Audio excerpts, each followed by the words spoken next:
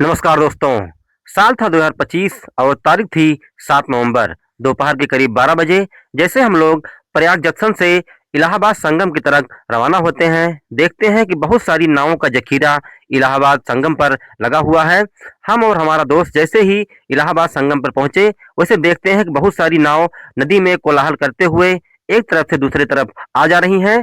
दोस्तों, हम बात कर रहे हैं इलाहाबाद संगम की। अब की बार इलाहाबाद संगम हम लोगों को घूमने का अवसर मिला। आपको बता दें, इलाहाबाद संगम का जो भी इतिहास है, प्रयाग में गंगा यमुना एक तीसरी पवित्र नदी, सरस्वती के संगम स्थल त्रिवेणी संगम पर तीर्थयात्री त्रिवेणी संगम गंगा यमुना और सरस्वती नदियों का संगम स्थल है। यहीं पर कुंभ मेला आयोजित किया जाता है। हर बार की भांति इस बार भी कुंभ मेला का आयोजन यहाँ किया गया है। दोस्तों, 12 वर्ष के बाद यहाँ महाकुंभ लगता है और 6 वर्ष के बाद यहाँ अर्ध कुंभ लगता है। वैसे भी आप किसी भी समय में जाएंगे तो आपको मेले का जो भी नजारा है देखने को मिल जाएगा। इस संगम में दोस्तों एक बात खास है कि यहाँ सबसे प्रसिद्ध त्रिवेणी संगम प्रयागराज जो इलाहाबाद उत्तर प्रदेश में स्थित है, जहाँ गंगा यमुना और पौराणिक सरस्वती नदियां मिलती हैं। त्रिवेणी संगम का महत्व आध्यात्मिक और धार्मिक महत्व। ऐसा माना जाता है कि त्रिवेणी संगम में स्नान करने से पाप धुल जाते हैं और मोक्ष की प्राप्त होती है।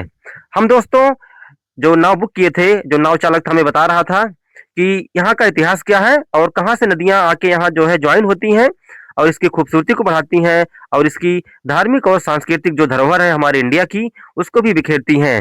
तो हम लोगों ने लगभग 2 घंटे तक इसी नदियों में हम लोगों ने जो है यात्रा किया था नदी के नाव के माध्यम से।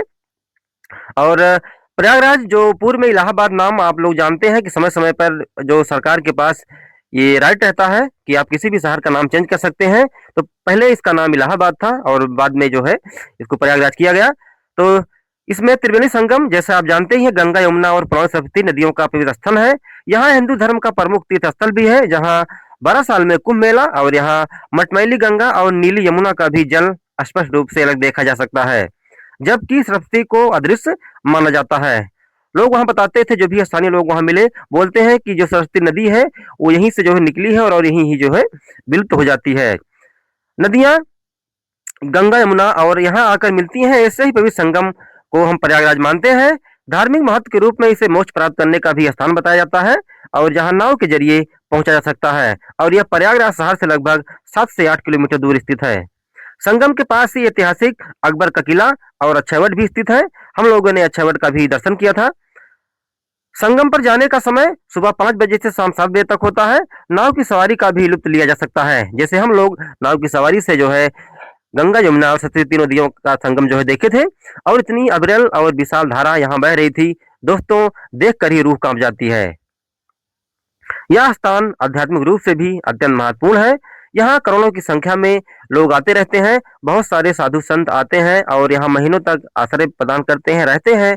और इसके बाद उनकी यात्रा पूरी होती है तो वो लोग अपने घर जाते हैं।